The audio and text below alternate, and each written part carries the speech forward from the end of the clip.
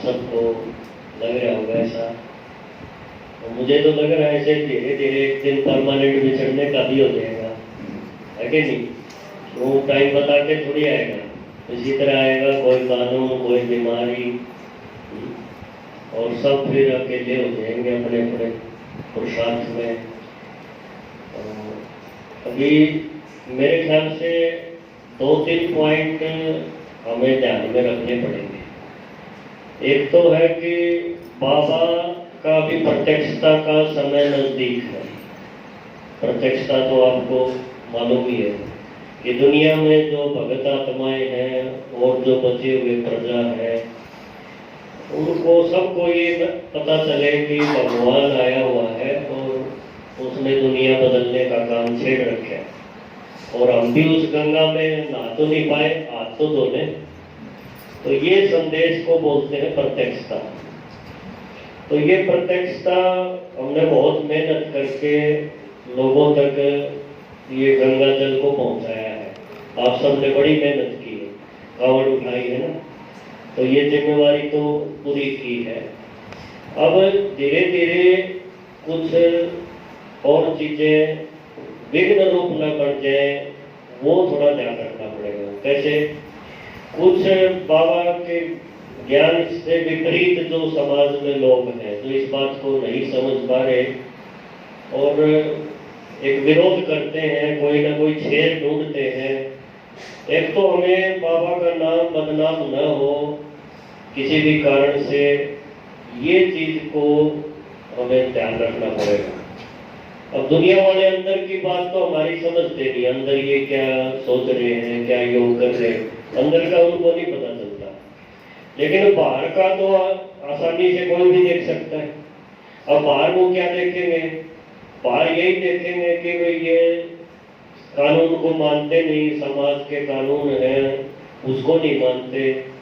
तो कोई न कोई शिकायत रूप में भी आ सकती है और सारे इकट्ठे भी हो सकते हैं कि भाई देखो बड़ी बड़ी बातें करते हैं और ये छोटा सा मास्क नहीं पहन सकते, है ना। तो ये थोड़ा आपको अपना शरीर को बचाना है और दूसरा बाबा का नाम बदनाम न हो, ये इस कारण से भी हमें ये चीज को मानना पड़ेगा। क्योंकि इसके पक्ष में वो सभी इकट्ठे हो जाएंगे, सरकार भी आ जाएगी। तो ध्यान किसको रखना है? हमें रखना है। तो जब भी आप इधर उधर जाओ कहीं, वैसे तो बहुत कम आप आना जाना कर दो। जैसे बाबा कहता है ना, एकांत प्रिय हो जाओ, अकेले रहने की आदत डाल दो। तो ये अभी बड़ा काम आएगी। ये कोरोना में जो नहीं बढ़ना चाह रहे उसको भी मदद करेगा। क्यों? बाहर जाएगा, इधर उधर किसी के साथ बात करेगा, कुछ खाएगा पिएगा किसी के साथ, तो उसको बीमारी लग जाएगी। तो एकांत प्रिय होने में ये कोरोना को थैंक्स करो कि भाई ये कोरोना आ गया, अब अपने आप लोग इधर उधर भागेंगे और बचाव हो जाएगा, मेरा समय बच जाएगा। तो आप जो भी आपको लगता है ये काम मेरा इतना जरूरी नहीं है, उसको अवॉइड करो, ऐसी भीड़ में मत जाओ। जाना पड़े तो पूरा अपना ध्यान रखो, मास्क पहन लो या चुन्नी है आपके पास उसको बांध लो और सावधानी रखो। वहाँ पानी भी अपना साथ में ले जाओ, पानी भी खुद का पियो। और दूसरा मैंने बताया वे आपका ऐसा नहीं करोगे तो कोई न कोई ऐसा बोल सकता है कि बाबा के बच्चे देखो मास्क नहीं लगा रहे या डिस्टेंस नहीं रख रहे, कानून को मानते नहीं है, ये बाबा का नाम बदनाम हो सकता है। तीसरा, आपके अभी 2 तरह का फ्लू चल रहा है, इसको फ्लू बोलते हैं इस प्रॉब्लम को।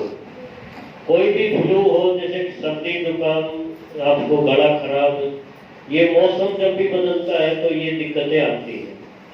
क्यों आती है? क्योंकि एक तो हमें पंखे की अभी जरूरत नहीं थी कुछ दिन पहले तक, अब अचानक मच्छर के कारण, मक्खी या कुछ और गर्मी, पसीना, इस कारण से पंखे कूलर चलाने शुरू हो गए, तो एकदम परिवर्तन हो गया, तो गला जाम होने के चांस हो जाते हैं। आपका ऐसा हो जाए तो ये नहीं कि कोरोना हो गया, ऐसा नहीं है। ये राखी के परसों हुआ था और ये देखो हमने इसको गर्म पानी, खूब गर्म पानी पिया, इसमें थर्मस भर के रखा, पानी उबाल के, और इसको कप में ला ला के थोड़ा थोड़ा पानी पिलाते रहे, और इसका गला ठीक हो गया। और इसको लगन थी कि मेरा संडे की क्लास जो है मिस न हो जाए, तो पानी मुझे कितना ही पीना पड़े, मैं पी के ठीक होके जाऊंगी, और आपके साथ बैठी है, तो ये लगन की बात है।